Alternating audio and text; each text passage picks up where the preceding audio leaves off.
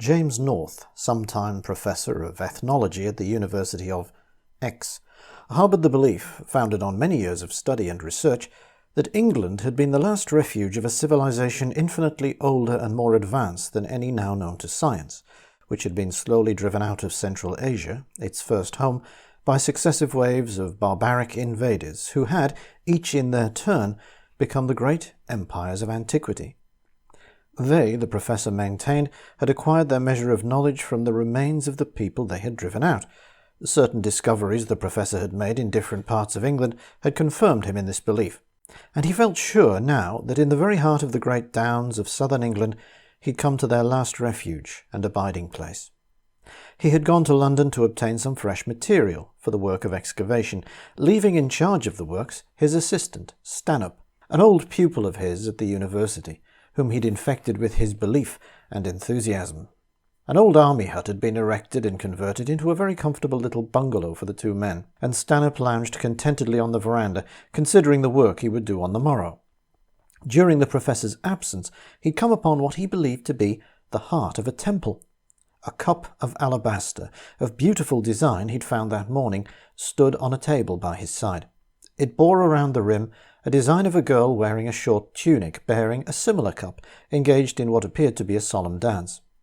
In each figure the girl was shown in a different attitude. Stanhope was sure it had some connection with the service of the temple, which he was leaving until the professor returned. After making a few entries in his notebook, Stanhope retired to bed, and was sleeping soundly when he was awakened by the faint, sweet notes of a flute. It was playing a sad, haunting little air, which seemed to utter all the sorrow the world had ever known. It made Stanhope feel somehow very lonely and unhappy. The moon was at the full, flooding the world with its cold, pure light. Obeying an odd impulse, Stanhope rose from his bed and threw a sheet round him. It fell into folds that seemed familiar, and conscious that something he'd only half forgotten was about to happen again, he stepped out onto the veranda. A girl clad in a short tunic of purple silk awaited him, holding the alabaster cup in her hands.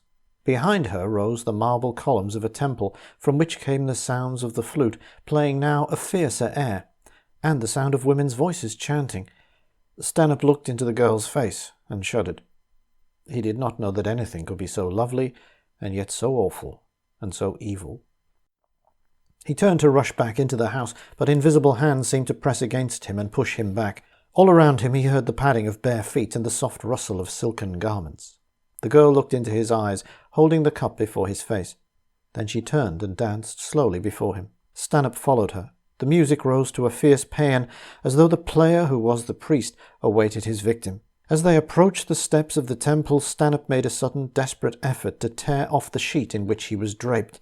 He felt that if he could only rid himself of it, he would again become his normal self, and that if he failed, an awful fate awaited him within the temple.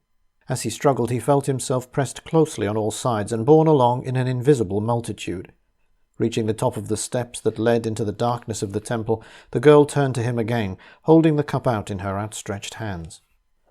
There were dark stains upon it, like blood, and Stanhope uttered a shriek of terror. For a moment the moon was hidden behind a cloud, and in that moment Stanhope was rushed up the steps and into the inner room of the temple. The music of the flute had ceased, and Stanhope was only conscious of an invisible presence. Through an opening in the roof the moon shone clear and bright into an empty room, illuminating a great block of white marble. Out of the shadows the girl stepped softly, holding the cup aloft. To the sound of the flute, which had burst into a song of dreadful triumph, she danced. Faster and faster she danced around Stanhope. Then, laying the cup at the foot of the altar, she danced again, with hideous gestures that sickened his very soul. He tried to pray, but found his tongue uttering imprecations in a strange language he'd never known. Shrieking and struggling, he felt himself seized by numberless soft hands and pushed towards the marble altar. Lying helpless upon it, he was held down while the girl leaned over him, holding a thin, sharp blade. It touched his throat just as the moon passed the opening and left the temple to the darkness.